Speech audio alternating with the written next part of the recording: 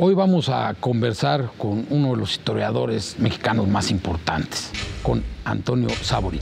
Él es director del Museo Nacional de Antropología. Yo soy Julián Andrade. Acompáñenme.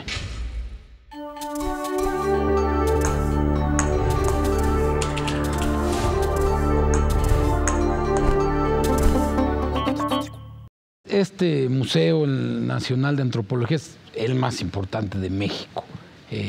Tiene las piezas más relevantes de nuestra historia.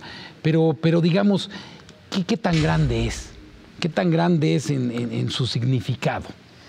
Bueno, del significado simbólico del museo, yo creo que es, como tú apuntas, es enorme. Se juntan varios elementos en esto. Por un lado, la riqueza de su acervo arqueológico y etnográfico, y por el otro, la obra arquitectónica que lo contiene.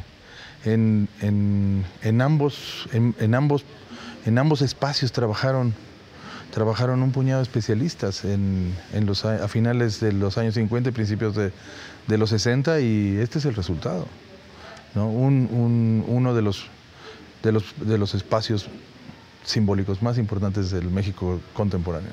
Y como tu labor de historiador, tú eres uno de los historiadores también, sin duda, más relevantes de este nuevo tiempo mexicano.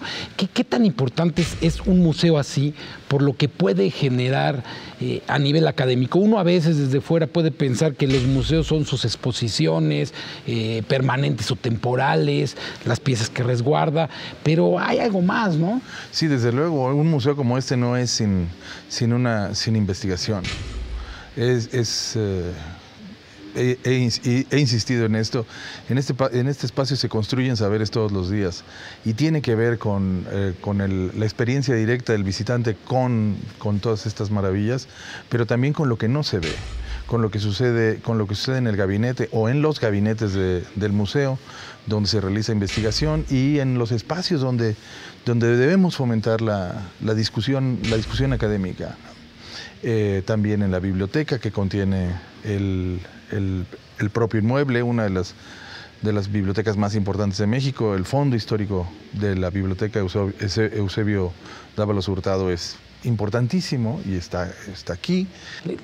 ¿La historia para qué? ¿Para qué un museo como este? O sea, ¿cuál es el mensaje que se tiene que transmitir a la gente que viene, a los niños? Ahora mismo ahí había filas de niños que van a recorrer sus salas. ¿Cómo para qué? Es muy buena esa pregunta. Cuando se inauguró este museo, yo tenía la edad de los niños que ahora llegan a visitarlo. Y la impresión que tenías a final de los años 60, por lo menos, principios de los 70, es que ya estaba todo arreglado, ¿no? Que el pasado mexicano era un asunto resuelto. Había una narrativa clara. Había una narrativa muy clara, y este era el final, el punto final. Y lo que sucedió con el tiempo, lo que le sucedió al museo y lo que le sucedió a mi generación, por lo menos, es darnos cuenta de que no hay nada más inestable que el pasado, por fortuna, y que el museo debe tener la capacidad, la flexibilidad para incluir en su interior toda esta inestabilidad, entre comillas, todo este movimiento que generan las propias investigaciones de los historiadores y de los arqueólogos, ¿no?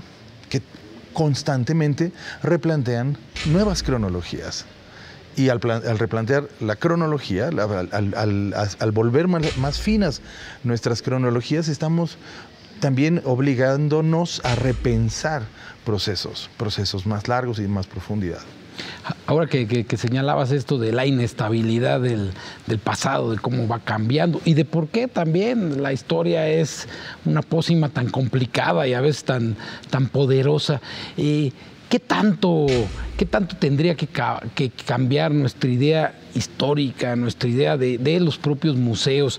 Ya lo dibujabas de algún modo al decir que bueno, teníamos una historia muy clara de un pasado, en teoría poderoso, que venía de esta historia que le han llamado de bronce. Ya eso no hay. Creo que una de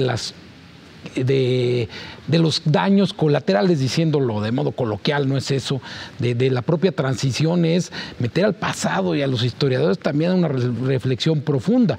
Tienes razón, cuando se fundó esto teníamos claro todos nosotros quiénes eran los buenos y los malos. Ahora ya no está tan claro eso a nivel histórico, como que se requieren otros puntos de vista. Yo creo que esto empezó en la historia de mucho antes de la transición, del periodo de la transición, por lo menos 30 años antes. Que yo creo que en el espacio de eso que se llama la academia, se empezaron a plantear preguntas de gran calado en torno a esto que tú señalas. Y que ahora se deben traducir en el discurso, en los discursos museográficos, pero también en la función misma del museo, ¿no? Toca la naturaleza misma del museo, toda esta reflexión. En un espacio de tiempo mucho más amplio, los museos se deben, al menos en Occidente, a una historia que tiene 200 años de duración. Y los espacios... el espacio de los museos hace 200 años era completamente distinto al que es hoy. La función del museo es hoy completamente distinta a la de hace 200 años. El sentido de las colecciones también es distinto.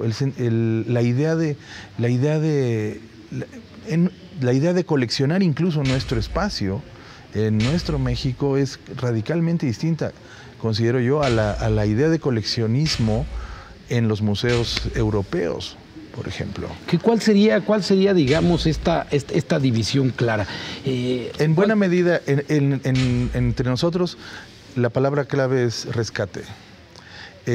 A diferencia de los museos europeos, que en el fondo se originan de movimientos expansivos. Claro, era de apropiación, ¿no? Era mostrar lo que se había conquistado. Exactamente, esto no es. Nosotros es rescatar nuestro pasado. La palabra clave es rescatar. Hay mucho en torno a la palabra rescate que considerar, pero básicamente esto plantea una naturaleza ya distinta entre nuestros espacios y muchos otros espacios museísticos. Ahora que estás a cargo de este museo, ¿cuál sería, si se puede, es muy amplia la labor, pero cuál sería, digamos, la narrativa que tendría que imperar en el museo? Que digas después de algún tiempo, bueno, esto es uno de los mensajes que hay que mandar a quien venga aquí a recorrer sus salas. ¿Por dónde iría el camino, si es que es fácil decirlo?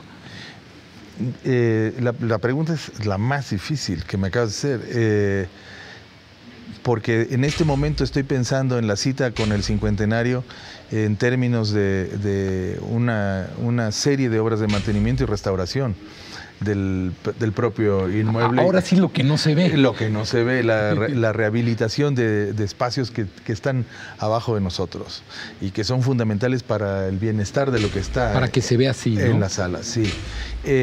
Yo lo que me propongo es iniciar una serie de discusiones en torno del origen de este museo, repensar nuevamente las raíces del Museo Nacional de Antropología, que se remontan al viejo Museo Nacional de principios del siglo XIX, y abrir líneas de discusión en torno a lo que guarda en la actualidad este museo. Yo creo que hay muchas cosas por decir.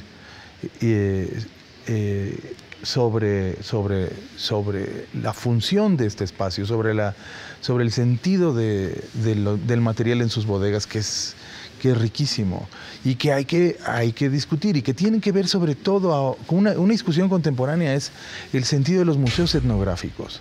Aquí hay una parte muy importante de este museo, está en los segundos pisos de las salas norte y sur.